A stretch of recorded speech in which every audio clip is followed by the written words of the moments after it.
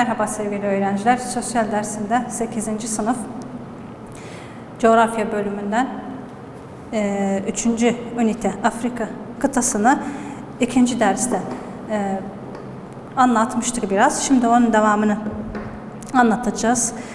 Kısaca hatırlatalım. Demiştik Afrika kıtası Asya kıtasından daha küçüktür ve orada bulunan yeryüzü şeklini anlatmıştık ve platolardan oluştuğunu söylemiştik ve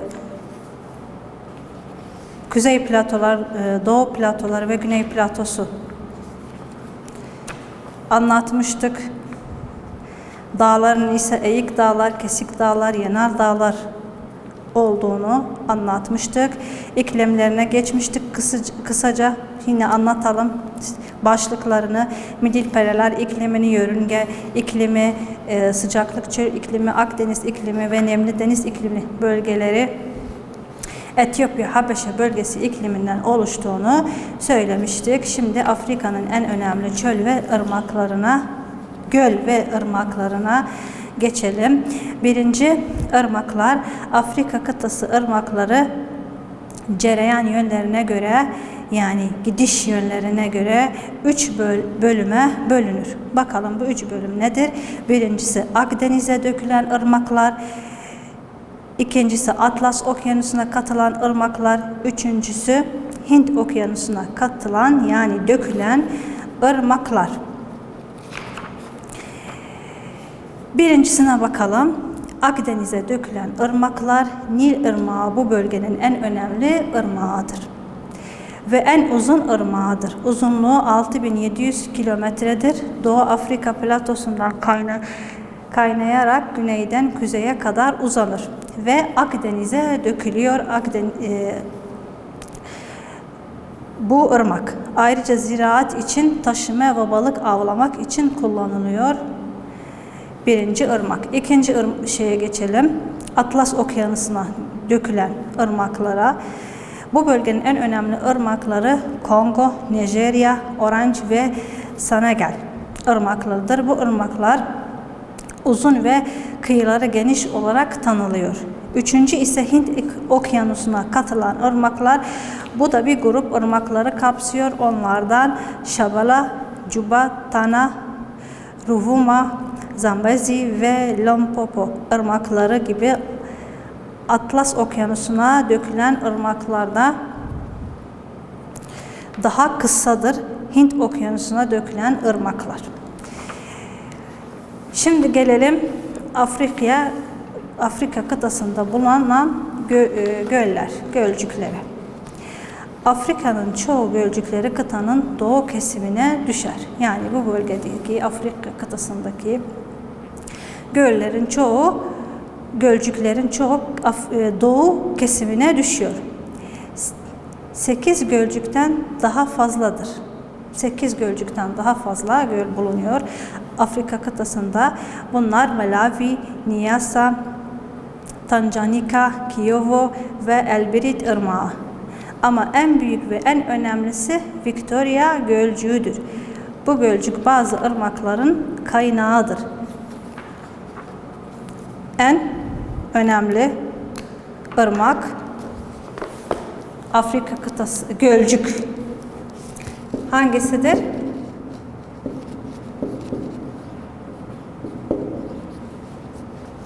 Gölcüğü.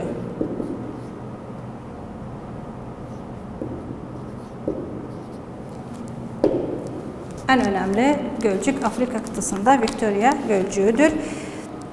Bu gölcük bazı ırmağın da kaynaklıdır aynı zamanda. Şimdi gelelim Afrika kıtasının doğal bitkileri. Daha önce de belirtmiştik. Doğal bitkiler insani yardımı olmadan yetişen, biten bitkiler.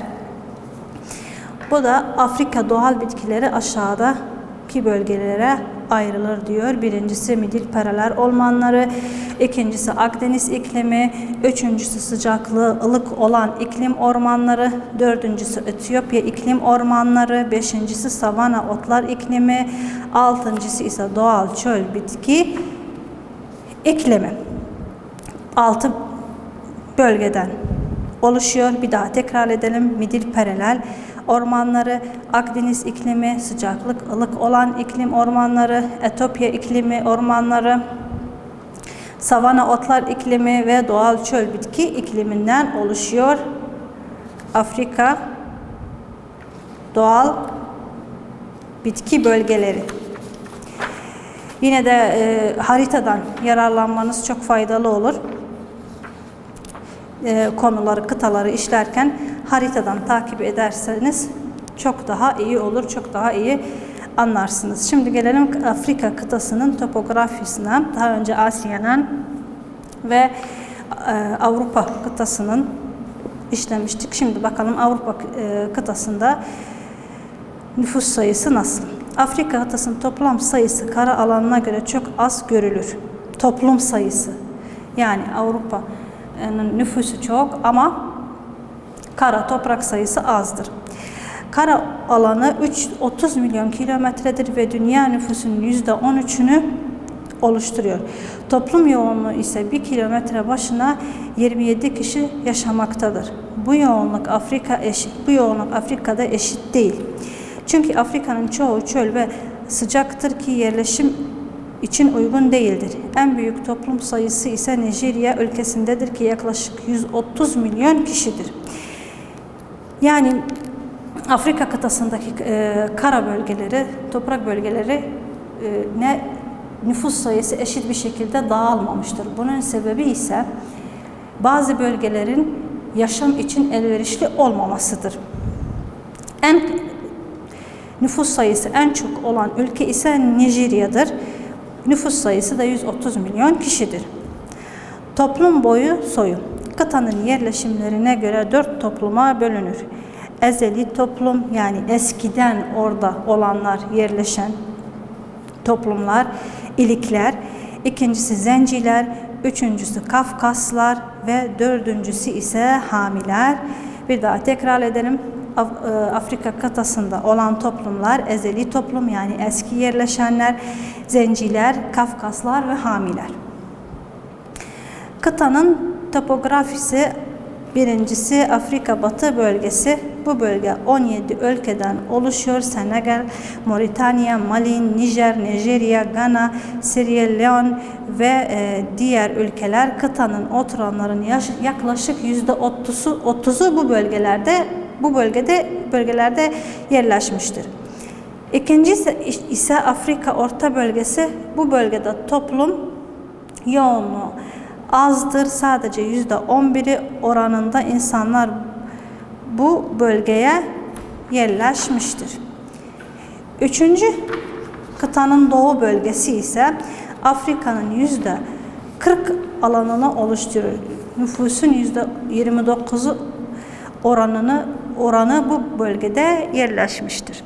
Dördüncü kıtanın kuzey bölgesi, Akdeniz sahillerinde bulunan ülkeler neresi bakalım? Mısır, Moroko, Cezayir, Tunus ve Libya ülkeleri kapsamaktadır ve en fazla nüfus yoğunluğu Nil kıyısındadır. Afrika toplum sayısına göre toplum oranı %23'tür. Güney Afrika bölgesinde ise Afrika'nın aşağı bölümünü kapsıyor. Özellikle Afrika'nın güney bölümünü kapsıyor ve kıtanın %7 oranında nüfus bulunmaktadır.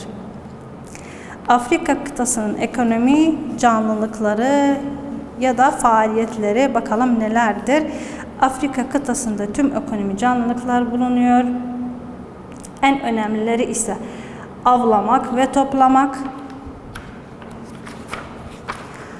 hayvan beslemek, yani hayvancılık, ziraat ve sanayi ve madencilik. Bakalım kısaca avlamak ve toplamak nasıl oluyormuş Afrika kıtasında, ona bakalım. Bu tür canlılık şu an birçok yerde bulunmaktadır.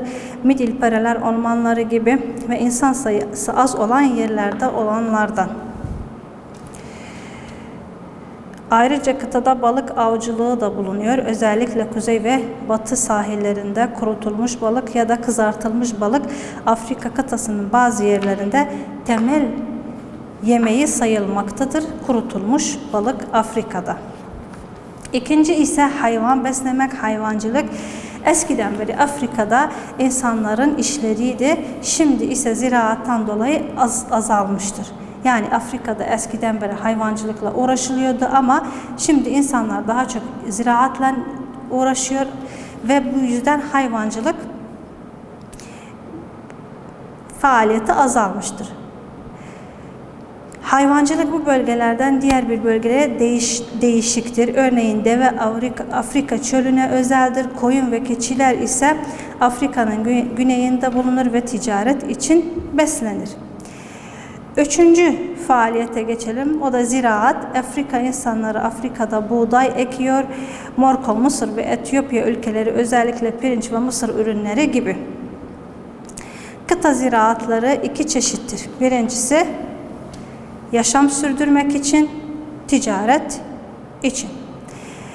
Yaşam sürdürmek için kıtanın çoğu ülkede bu tür ziraat bulunmaktadır. Yani genel olarak Afrika kıtasında ziraat kendi yaşamlarını sürdürmek için, kendi yiyebilecekleri, geçimlerini sağlayabilecekleri kadar ziraat yapıyorlar.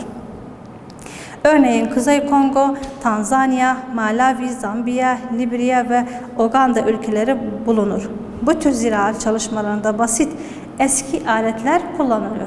Yani diğer ziraat, ticaret için yapılan ziraatlar gibi gelişmiş aletler kullanılmıyor. Daha ilkel aletler kullanılıyor. Ticaret çeşitleri, ticaret için yapılan ziraat ise bu çeşit ziraatlerde üretimin çoğu satılıktır. Burada çiftçi ne için çalışıyor? Yapılan ziraat satmak için. Teknolojinin en ilerlemiş yöntemleri kullanılıyor. En önemli üretimleri ise buğday, arpa, pirinç, mısır, patates, kahve, kakao, tütün ve pamuktur. Burada amaç bunları ekip ve satmaktır. İkinci ziraat çeşidinde. Şimdi gelelim dördüncü. Sanayi ve madencilik Afrika kıtasında nasıl oluyor? Ona bakalım. Afrika'da sanayi madencilik çok eski sayılmaz ve kıtanın bazı kesiminde şu ana kadar bu tür canlandırmaktan uzaktırlar. Sanayi ilerlemesi, madencilik ve ziraat ilerlemesiyle ortaya çıktı ama Afrika'da bazı ülkeler bağımsızlığa kavuşunca Mısır, Cezayir, Nijerya, Etiyopya ve Güney Afrika gibi sanayiye başladılar. Ülkeler bağımsızlığa kavuşunca sanayi ilerlemeleri de başladı. Herhangi ülkede madencilik bulunursa sanayi ilerlemesine neden oldu. Peki hangi alanlarda? Sabun, sigara, yiyecekler ve dokunma alanında sanayide geliştiler. Böylece Afrika kıtasında anlattık. Şimdi geçelim dördüncü üniteye. Anglo-Saksoni Amerika kıtası. Onu da yazalım. Dördüncü ünite geçeceğiz. Ünite 4.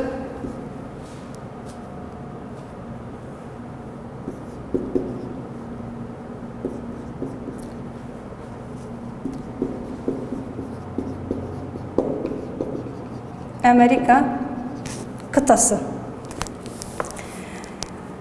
Coğrafi konumuna bakalım. Anglo-Saksoni sözcüğü yeni bir terimdir. Yani daha önce bu kelime kullanılmıyormuş bu kıta için. Kuzey Amerika anlamına geliyor. Bu sözcük toplumun kültürel, görüş ve ekonomi durumu Latin Amerika ile birbirine bağlar. Birinci Anglo-Saksoni Amerika'nın doğal coğrafyasına bakalım. Coğrafi açısından Anglo-Saksoni Amerika kıtası her dört yanı suyla çevrilmiş. Sadece güneybatı kısmı hariç ki Meksika kara sınırıyla ayrılmaktadır. Anglo-Saksoni kıtası bu ülkeleri haritada kapsıyor. Amerika, Birleşmiş Devletler, Kanada ve Greenland adası. Kıta alan ölçümü 22 milyon kilometreden daha fazladır. Asya ve Afrika'dan sonra üçüncü büyük kıta sayılır. Üçüncü büyük kıta Asya ve Afrika'dan sonra Anglo-Saksoni Amerika kıtasıdır. Astronomi bakımından Anglo-Saksoni Amerika toplam alanı çemberin 25 ta 83 derece kuzey çember arasındadır. Bakalım Amerika kıtasının yer yüzey şekli nasıldır? Neleri kapsamaktadır? Ona geçelim.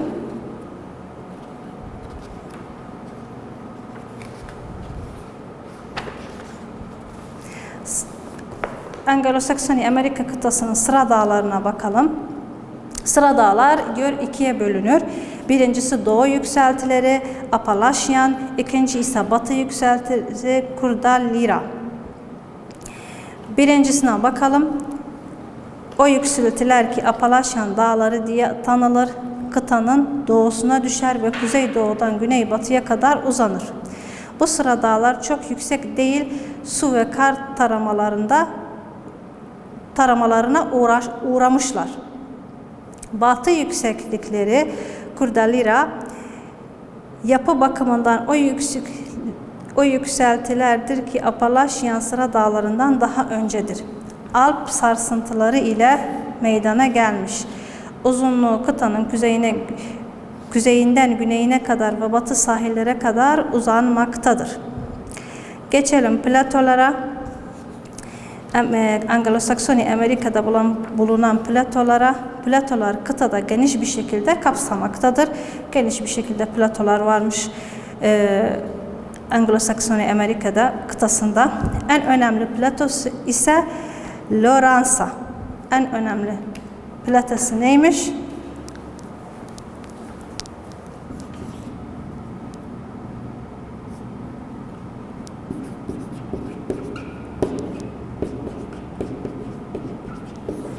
En önemli platosudur Lorenza. Platosu kıtanın kuzeydoğu ortasındadır. Kanada alanının yaklaşık yarısını kapsamaktadır. Genel olarak platoların yüksekliği 1000 metreyi geçmez bu bölgede. Geçelim Anglo-Saksoni Amerika kıtasında ovalara. Bu kıtada ovalar ikiye bölünür. Sahil ovaları ve iç ovalar. Birinci sahil ovalarına bakalım. Kuzeyden güneye kadar Atlantik Okyanusu ve Meksika Boğazı sahilleri boyunca uzanır. Daha fazla uzanırlar ki Amerika Birleşmiş Milletler ve Meksika sınırlarına kadar uzanır bu ovalar. İkinciye iç ovalara geçelim. Kıtanın içine düşen ovalardır. Kuzeyden güneye kadar uzunluğu 4000 kilometredir bu ovaların. Şimdi bakalım Anglo-Saksoni Amerika kıtasının iklimi nasıldır? Bu bölgelerde çeşitli iklimler bulunmaktadır. Bunlar nedir? A. Kutup bölge iklimi, B. Nemli ılık bölge iklimi, C. Nemli soğuk bölge iklimi, D. Nemli yarı kemer bölge iklimi, kıta bölge iklimi, kıtanın batı bölge iklimi ve Akdeniz bölge iklimi, yarı kuru ve kuru bölgeler iklimi diye ayrılıyor. Gelelim birincisine. Kutup bölge iklimi kıtanın kuzey kesimidir. Yazın kısa, kışları ise uzun ve soğuktur. Yağmur açısından bazı bölgelerde sıcaklık derecesi -34 dereceyi buluyor bu bölgede. Nemli ve ılık bölge iklimi ise birinci bölgenin güneyinde yer alıyor. Yani kutup bölgesinin güneyinde yer alıyor. Alanı daha geniştir. Nemli soğuk bölge iklimi ise üçüncü bölge. Bu bölge Kanada Güneydoğusu, Amerika Birleşmiş Devletleri'nin kuzeydoğusunun kesimlerini kapsıyor. Yıllık yağmur yağma oranı ise 380 ile 1000 milimetre arasındadır bu bölgede. Nemli yarı kemer bölge iklimi ise yukarıdaki bölgenin yani nemli soğuk bölge ikliminin güneyine düşüyor.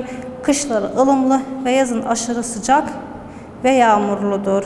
Bu bölge kemer kasırgaları etkisi altında ve Herkin bölgesi diye tanılıyor aynı zamanda bu bölge. Kıta bölge iklimine gelelim. Bu bölge ise kıtanın iç kesimini kapsıyor. Özellikle iç ovaları kapsıyor. Sıcaklık derecesi yüksektir. Ne kadar kuzeye gidersek o kadar sıcaklık yükseliyor bu bölgede. Kıtanın batı bölge iklimine geçelim. Batı sahilleri kuzey 40 derece ve 60 derece paralel arasındaki bölgelerdir. Kışın orta dereceleri, yazları ise ılımlıdır, ılıktır yani. Yıl boyunca da yağmurludur bu bölge. Akdeniz bölge iklimine geçelim. Amerika Birleşmiş Devletleri'nin güneybatısını kapsıyor. Özellikle Kaliforniya vilayeti yazı kuru ve sıcaklık derecesi 22 dereceden yüksektir. Kışın ise soğuk ve yağmurludur bu bölge. Yarı kuru ve kuru bölgeler iklimi ise kuru bölgeler, çöller, platolar, havuzlar ABD'nin yani Amerika Birleşik Devletleri'nin güneybatısını kapsıyor. Sıcaklık derecesi ve yağmur oranı da azdır. Yarı kuru bölgeler ise iç ovaları batı kesimini kapsıyor. Diğer bölgelere göre yağmur daha azdır bu bölgede.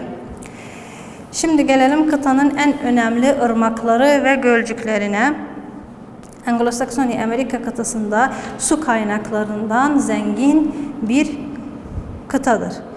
Burada sadece ırmaklar ve denizlerden kastediyoruz. Kıtanın ırmakları. Uzunluğuna göre bir grup çeşitli ırmaklar kıtadan geçmektedir. Bu grup ırmakları aşağıdakilere bölünür. Birincisi A. Atlas Okyanusu'na dökülen ırmaklar. B. Kuzey Buz Okyanusu'na ve Hudson Körfezi'ne dökülen ırmaklar. C. Hemin Okyanusu'na dökülen ırmaklar. Meksika Körfezi'ne dökülen ırmaklar. Bu şekilde 4 ayrı bölüme ayrılmış. Birincisi Atlas Okyanusu'na dökülen ırmaklar. Örneğin St. Lawrence Irmağı. İkinci ise Aplaşan Irmağı. B. Kuzey Buz Okyanusu'na ve Hudson Körfezi'ne dökülen ırmaklar ise en önemli ırmakları Makaniza Irmağı ve Susquehanna Irmağı. C. Hemin Okyanusu'na dökülen ırmaklar batıya uzanan ırmakları kapsıyor. Bu ırmaklar uzun değiller ama hızlı akıyorlar. Örnek ise Yukon, Frizler, Kolombiya, Sankino ırmakları gibi. Meksika Körfezi'ne dökülen ırmaklar ise güneye uzanan ırmakları kapsıyor. Meksika Körfezi'ne dökülüyor ve en önemli ise Rio Grande, Mississippi ırmağıdır. Şimdi gelelim ırmakları anlattık. Şimdi ikinci gölcüklere geçelim. Anglo-Saksoni Amerika kıtasında birçok gölcük bulunur ve en önemlisi Büyük Gölcük, Ulu Gölcük diye tanınır. A. Büyük Gölcük bakalım. Aslında bu gölcükler 6 gölcükten oluşur. Bu gölcükler dünyanın en büyük su deposu olarak sayılır. Ölçümü yaklaşık 246.000 kilometredir. Bu gölcükler birbirine bağlanıp St. Lawrence Irmağı bu gölcüklerden oluşur ve Atlas Okyanusu'na dökülür. Doğal bitkiler.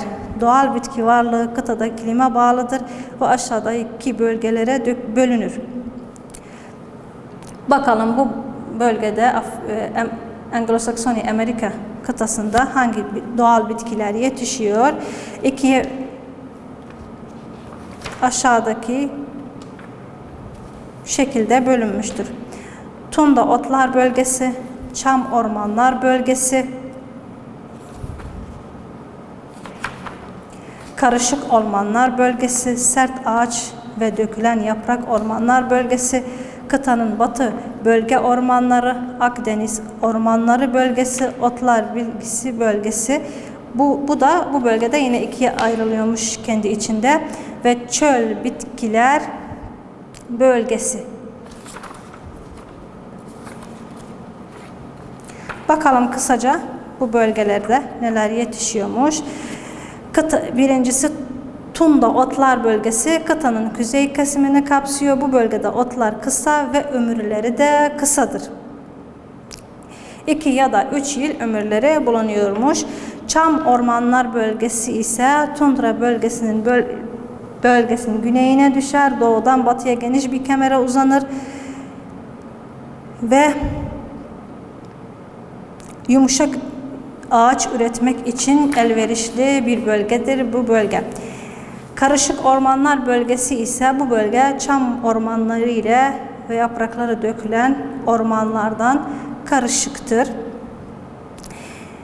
Sert ağaç ve dökülen yaprak ormanları bölgesi ise bu bölgenin ağaç yaprakları geniş, kuru yaprakları dökülür.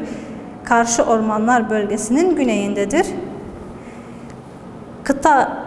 Kıtanın batı bölge ormanları ağaç yoğunluğu ve çeşit çoğunluğu bakımından en iyi orman sayılır. Yani en iyi orman kıtanın batı ormanlarıdır. Akdeniz ormanları bölgesi ise bu bölgenin ağaçları her zaman yeşil, yaprakları geniştir, kısa boylulardır. Kaliforniya eyaletine düşer. Otlar bitkisi bölgesi ikiye ayrılıyor. Uzun otlu bölgeler ve kısa otlu bölgeler. Çöl bitkiler bölgesine geçelim. Bu tür bitkiler Amerika Birleşik Devletleri'nin güneybatı bölgelerine yaygındır. Sıcaklık derecesi ve nem oranı yüksektir. Yağmur zamanı bitkiler yeşil olur ama yağmur yağmadığı zaman da kururlar. Örneğin mojafak çöl bitkisi gibi. Gelelim bakalım Anglo-Saksoni Amerika kıtasının oturanları nasıldır sayılarına. Anglo-Saksoni Amerika kıtasının çeşitli ve art arda insan dalgasına rastlanan bir kıtadır ki Asya ve Avrupa, Afrika kıtalarından genelinden Kızılderililer kıtanın gerçek toplumu olarak sayılır. Bu bölgenin gerçek toplumu Kızılderililer olarak sayılıyor. İspanyollar da 1. Avrupa göçmenleri olarak sayılırlar ve kıtaya gelmişler. Bu da Kaliforniya ve Florida bölgelerinde yerleşmişler. Bunlar da o bölgelere yerleşmiş. Sonradan Fransızlar ve Britanyalılar gelmişler ama Afrika zencilerinin gelişiyle kıtaya ticaret yoluyla gelmişler. 2001 yılında kıtanın nüfusu 316 milyon kişidir ve oturanların çoğu Amerika Birleşik Devletleri'nde yaşıyor. 284 milyondan kişiden fazla 32 milyon kişi ise Kanada vilayetinde yaşamaktadır. Yerleşim bakımından kıtada dağınık bir şekilde göze çarpıyor.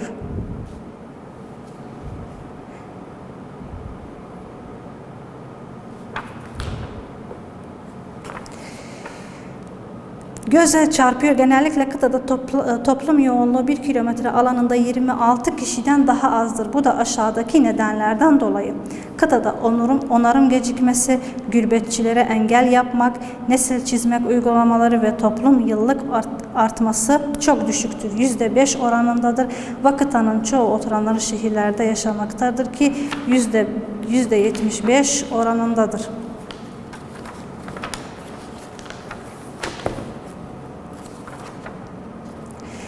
Gelelim bu bölgede ekonomi faaliyetler nelerdir? Ziraattir.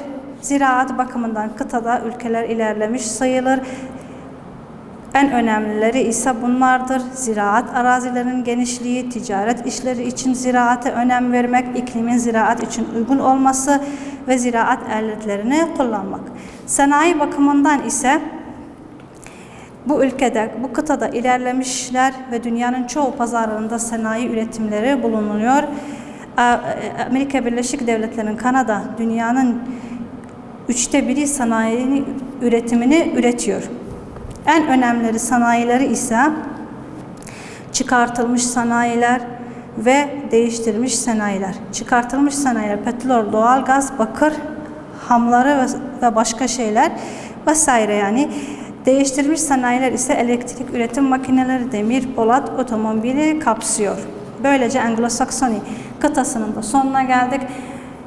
Bir dahaki derste görüşmek üzere. Hoşça kalın.